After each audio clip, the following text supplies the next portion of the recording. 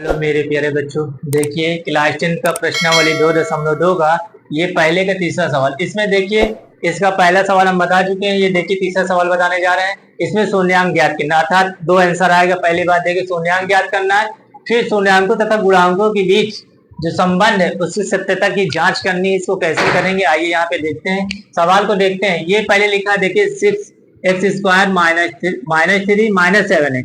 ये क्या सही क्रम में लिखा हुआ? नहीं, ये सही क्रम में नहीं लिखा। इसको पहले सही क्रम में व्यवस्थित करेंगे, तब उसके बाद क्वेश्चन को सॉल्व करेंगे। देखिए कैसे में पता चल गया कि सही नहीं लिखा। देखिए यहाँ पे दो घात थी, यहाँ पे डायरेक्ट एक भी घात नहीं है।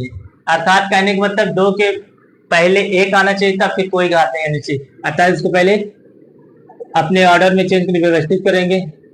6x² minus 7 minus 3। अब देखिए क्रम में हो गया, क्रम व्यवस्थित हो गया। अब सवाल करने में हमें मजा आएगा। तो यहाँ पे देखिए दो घात है, यहाँ पे एक घात, फिर यहाँ पे शून्य घात ना। जैसे आप कोई पूछे बहुपद की घात कितनी होगी, सबसे बड़ी जो घात होती है वही बहुपद की घात होती है। अर्थात अगर यहाँ बहुपद की घात है, उत्तर प्रश्न पूछता है तो यहाँ उत्तर आपकी 2 होता है। ठीक है, जैसे यहाँ पे लिख दिया 7x³ 3x + 7। यहाँ बहुपद की घात पूछता तो यहाँ पे कितना होता है 3। अगर यहीं पे 5 करते थे बहुपद की घात, तो सबसे बड़ी कौन सी घात दिखा देते? 5। तो यहाँ बहुपद की घात कितनी हो जाती बेटा?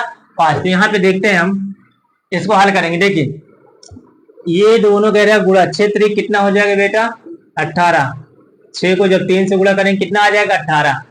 यही इसमें द्विघात त्रिपद में कहता है कि ये चिन्ह घटाने पर 7 मांग रहा है। कह रहे घटाने पे आ जाए 7 और गुणा करने पे 6 3 कितना आ जाए? 18। तो ये कैसे संभव? पहले देखिए 18 गुणनखंड जैसे ही निकालेंगे, 2 से काटेंगे बेटा 9 आ जाएगा, फिर 3 से काटेंगे 3 आ जाएगा, फिर ये 3। तो देखिए यहाँ पे ऊपर ये 7 है ना, तो अर्थात इससे कोई बड़ा ही नंबर आएगा। बड़ा नंबर कब आएगा? 3 3 का 9 और -2। 9 में से 2 घटा देंगे 7, और 9 को जब 2 से गुणा कर देंगे कितना हो जाएगा? 18। अर्थात देखिए 9 में से 2 को घटा दिए 7 भी मिल गया, और फिर उसके बाद ये कह रहा है दोनों गुणा करें 18। यही संख्या को हम गुणा कर देंगे कितना आ जाएगा? 18।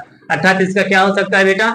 9 गुणे क्या हो? वो 9 - 2, 6x² माइनस x 9 - 2 -3। अब देखिए 7 की जगह हमने 9 - 2 लिखा। ऐसा क्यों किया? ताकि हमारा वो आगे पेयर बन सके और कॉमन कर सके। 6x² माइनस प्लस का माइनस, 9x माइनस माइनस के प्लस हो जाएगा बेटा, 2x - 3। दोनों में क्या कॉमन है? देखिए 2 इसमें भी 2 के टेबल में है, 2 के टेबल में ये नहीं है, तो 2 के आगे कौन सा नंबर है? 3। 3 कॉमन कर लो, और साथ ही साथ क्या x कॉमन कर लो, तो 3 दूनी 6 हुआ बेटा, 1 x बचा। 3 कॉमन किए तो 3 3 का 9, x यहाँ 1 था, x यहाँ 1 चला आया। अब यहाँ पे क्या कॉमन होगा? जहाँ कुछ नहीं कॉमन होगा, 2 यहाँ है लेकिन 2 के टेबल ये नहीं, x भी इधर नहीं, तो जहाँ कुछ नहीं कॉमन होता वहां 1 कॉमन कर लो, 2x - 3। अब देखिए ये दोनों ब्रैकेट मिल रहे हैं ना, दोनों ब्रैकेट को कॉमन करके लिख देंगे एक साथ दोनों को, 2x - 3 ये दोनों को ये लिख दिया। अब यहाँ पे लिख देंगे 3x, ये प्लस है ना बेटा, +1। अब यदि इसे करके x की वैल्यू अल्फा बीटा का मान निकाल लेंगे। यदि 2x - 3 = 0, पहले इसको चर राशि को उधर ले जाएंगे, तो इधर 0 जोड़ेंगे, 0 में कुछ फर्क नहीं पड़ेगा, इधर माइनस होगा, प्लस x इधर 3 बटे कितना आ जाएगा? 2। ये अल्फा का मान हो जाएगा। किसका हो जाएगा बेटा? अल्फा का मान। एक ये आंसर हो गया आपका। ये किसका मान होगा? अल्फा का मान होगा। ठीक है, फिर उसके बाद होगा दूसरा क्या लिखा? और यदि से कर लेते हैं। और यदि क्या कह रहा है बेटा? ये कह रहा है 3x + 1 = 0। 3x इधर आएगा तो -1, x बराबर -1/3। अर्थात इधर गुणे में इधर अगर भाग्य बीटा का मान होगा। अर्थात अल्फा का मान हमें क्या मिला बेटा? मिला +3/2। बीटा का मान क्या मिला बेटा? -1/2। अब देखिए ये शून्यांकों का योगफल कह रहा है, तो यहाँ पे देखिए शून्यांकों का योगफल, यहां से लिख देते हैं, इसको रेस करते हैं। शून्यांकों का योगफल, शून्यांकों का योगफल या योग अल्फा प्लस बीटा होता है -b/a होता है। ठीक है, फिर उसके बाद देखिए शून्यांकों का, देखिए यहाँ पे फार्मूला क्या लिखा है आपका?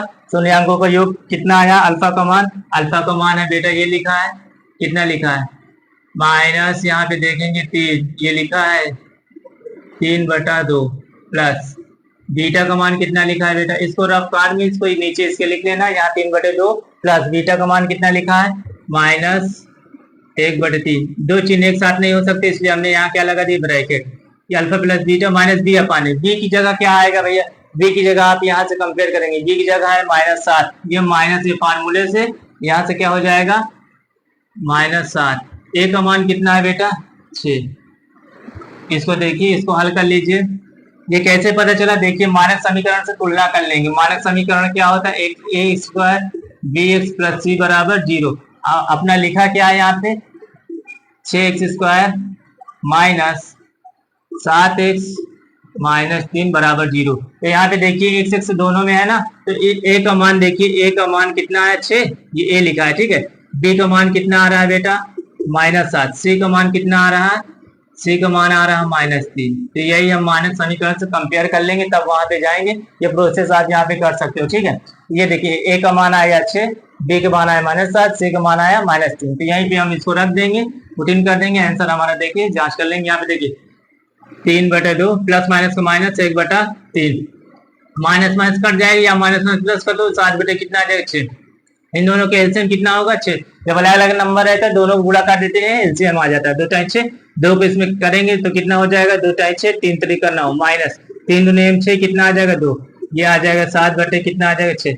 7 9 में से 7 2 जाएगा, 7 बचेगी बेटा 6, 7/6। ये देखिए एलएचएस बराबर आरएचएस, अर्थात ये हमारा एक सही है, एलएचएस आरएचएस। फिर उसके बाद देखिए शून्यांकों का गुणनफल, शून्यांकों का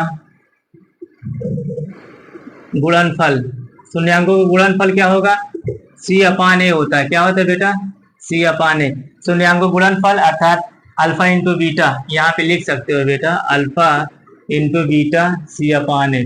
अल्फा का मान कितना अभी बताएं, 3 बटा कितना लिखा है बेटा 2, किसका चिन्ह बीच में गुणेगा, बीटा का मान कितना -1/3 बराबर सी का मान कितना, सी का मान देखिए बेटा, सी का मान यहाँ पे -3 है, ए का मान कितना है बेटा 6, प्लस माइनस ये प्लस ये माइनस का माइनस, 3 का 3, जब गुणे को होता है सामने सामने गुणा हो जाता है, 3 का 3, 2 टाइम कितना हुआ बेटा 6। देखिए दोनों तरफ क्या आ रहा है बेटा बराबर, काटना हो काट दो, -1 बटे ये भी आ जाएगा, तो काटना हो काट दो, नहीं माइनस माइनस काट सकते हो आप, बहुत करना है। 3 का 3, 3 दूनी 6, 1/2 1/2। देखिए यहाँ पे ये सिद्ध हो गया, अर्थात ये भी देखिए हमारा जहाँ सही है, अर्थात आंसर मिलाने की जरूरत नहीं है। देखिए यहाँ पे एकदम इजी है, और यहाँ अल्फा बीटा का मान आपको मानक समीकरण से ना है तो इसको ऐसे कंपेयर कर लिया करो, ax bx प्लस c बराबर 0। जैसे यहाँ पे क्या लिखा है, यहाँ पे फिर से देख लो, ये लिखा है 6x स्क्वायर -7 -3। जो सही व्यवस्थित क्रम में करें वही को करेंगे। तो यहाँ पे देखिए x x दोनों दिखाई दे रहे हैं, तो इसको नहीं, तो जो नहीं दिखाई दे रहा वो a बराबर 6। यहाँ पे देखिए ये माइनस है, यहाँ पे प्लस, तो पहले माइनस लिख लो। पहले यहाँ पे देखो x है, x बराबर -7, c बराबर क्या हो जाएगा -3। ये आपकी a b c के मान हो जाएंगे, यहाँ पे b लिख दो, यहाँ पे क्या हो जाएगा बेटा b।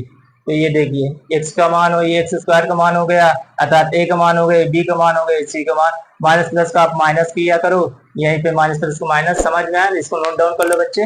जय हिंद जय भारत। इसके बाद दूसरे वीडियो में दूसरे क्लास में अगला सवाल आपको बता देंगे, ठीक है। लाइक करिए, सब्सक्राइब करिए।